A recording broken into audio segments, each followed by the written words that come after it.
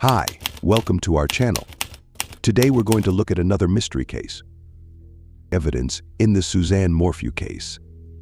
The Colorado Bureau of Investigation announced that the remains of Suzanne Morphew, a missing mother from Colorado, were found over 3 years after her disappearance on May 10, 2020.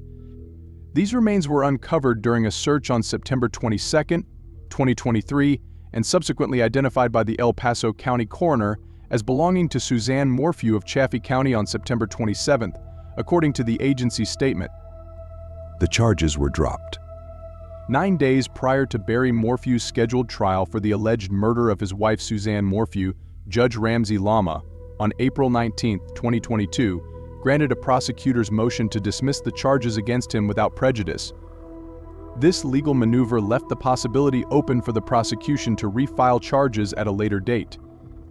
Following the dismissal, Barry Morphew, accompanied by his daughters, exited the Fremont County Courthouse a free man as all charges against him were dropped. 25-year marriage. Suzanne and Barry Morphew both hailed from Alexandria, Indiana, where they met during their high school years. Suzanne, known for her popularity and amiable nature, crossed paths with Barry, a standout baseball talent drafted by the Toronto Blue Jays. Their relationship blossomed during Suzanne's high school years, leading to their marriage in 1994. Barry initially pursued a career in landscaping, while Suzanne worked as a school teacher before opting to focus on raising their 2 daughters, Mallory and Macy. Suzanne and her daughters. The Morphews relocated from Indiana to a residence near Salida, Colorado, reportedly to be closer to their eldest daughter, Mallory, who was pursuing her education in the area. Speculation swirled suggesting the move aimed to offer a fresh start amid Suzanne and Barry's purportedly tumultuous marriage. Missing on Mother's Day. In the early hours of May 10, 2020, Barry departed their Salida residence for a construction site approximately 150 miles away in Broomfield, Colorado.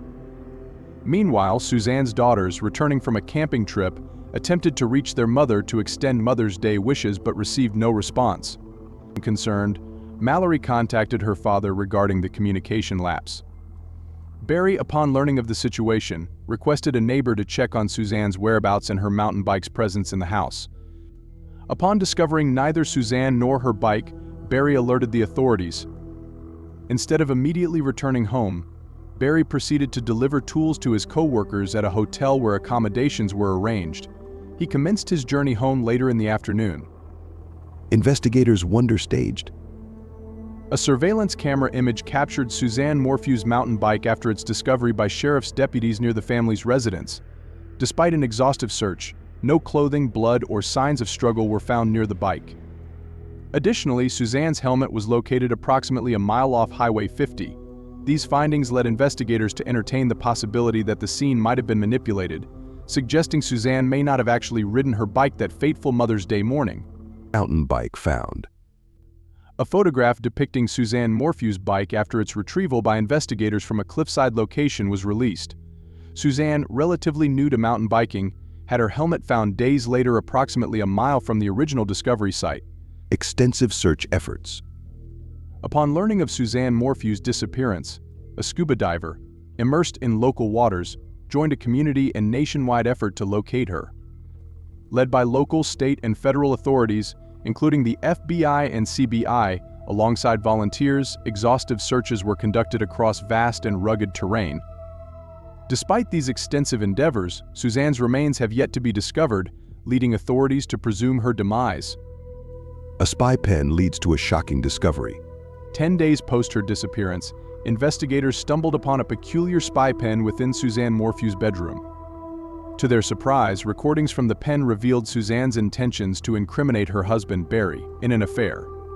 However, inadvertently, the recordings exposed her conversations with her secret lover. 6 months of investigation ensued before the lover, residing in Michigan with a family of 6, was identified. Despite being cooperative with authorities, he was cleared of any involvement in Suzanne's disappearance. A love affair gives clues. On May 9th, Suzanne and her lover exchanged numerous text messages, culminating in a selfie, which investigators deemed her final proof-of-life image. At 2:26 p.m., Barry, away on business, messaged Suzanne about his return, receiving no response. Investigators suspect his subsequent silence indicates his involvement in Suzanne's demise, possibly triggered by her affair. Deleted messages hint at underlying tensions, providing a potential motive for Barry's actions. A sign of a struggle? An image of a damaged door frame in the couple's bedroom raised questions of potential altercations. Barry Morphew, when confronted with the photo, denied knowledge of its origin, suggesting it may have resulted from an attempt to reach Suzanne post an alleged tranquilizer-induced struggle. Cell phone records lead to chipmunk alibi. Barry's erratic phone activity on May 9th was attributed to his claims of chasing chipmunks around the property. Investigators suspect this unusual activity coincided with Barry's pursuit of Suzanne post administering a tranquilizer. Digital forensic examination of the vehicle revealed suspicious activity. Contrary to Barry's claims of retiring early on May 9th, his truck's data showed it in reverse towards the residence later that night. This discrepancy in his timeline raised suspicions regarding his actions post his supposed bedtime. A crucial piece of evidence. The discovery of a plastic needle cap in the Morphew family's dryer became pivotal in the investigation. Prosecutors allege Barry used it to administer a tranquilizer to Suzanne, supporting their theory despite the absence of a functional tranquilizer gun or chemicals. Barry's defense refuted the significance of the cap, citing lack of direct evidence linking it to him and its uncertain time frame of placement. The texts are evidence of a crumbling marriage. A sequence of text messages exchanged between Suzanne Morphew and a confidant in the months and days preceding her disappearance unveils the strain within the Morphew marriage. Suzanne's messages convey her distress and apprehension towards her husband Barry. In one instance, she expresses, "I feel no peace when he's here and I would not feel safe alone with him." On March 25, 2020, Suzanne confided to a friend, "He won't speak of divorce," while on May 6, 2020, mere days before her vanishing, she wrote to Barry, "I'm done.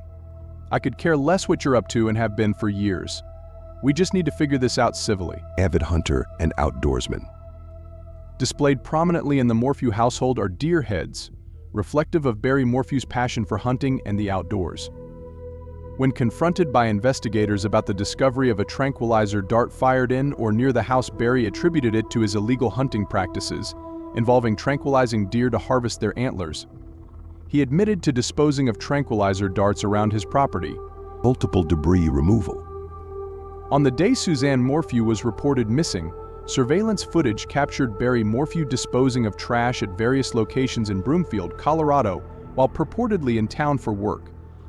Barry claimed he habitually disposed of trash in accessible containers to avoid landfill fees. However, investigators suspect these actions were attempts to conceal evidence. Scratch marks. Photographs taken by investigators 3 days post Suzanne Morphew's disappearance reveal scratch marks on Barry Morphew's hand, corroborating the prosecution's narrative of a physical altercation preceding her demise. Arrested and imprisoned.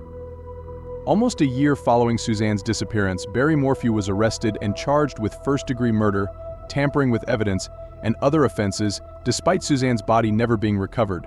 Prosecutors assert that Barry's inability to control Suzanne's desire to leave led to her demise, likening his behavior to his history of hunting and exerting control. Standing by his father's side. Maintaining his innocence, Barry Morphew pleaded not guilty to all charges and was released on bail on September 20, 2021, with steadfast support from his daughters, who have consistently attended his court hearings. A new twist: mysterious DNA. Investigators unearthed the mysterious male DNA within Suzanne Morphew's Range Rover, linking to unsolved sexual assault cases in Tempe, Phoenix, and Chicago. Barry Morphew's legal team intends to pursue civil litigation, alleging prosecutorial misconduct regarding withheld DNA evidence. Pretrial motions. In a series of pretrial motions, Barry Morphew's defense demanded severe sanctions against the prosecution for failure to disclose potentially exculpatory evidence. Judge Lama imposed stringent penalties, including barring several expert witnesses, citing a pattern of negligence and disregard for disclosure rules by the prosecution. Thanks for watching. Write your opinion in the comments. Subscribe to our channel not to miss the next mystery story from real life.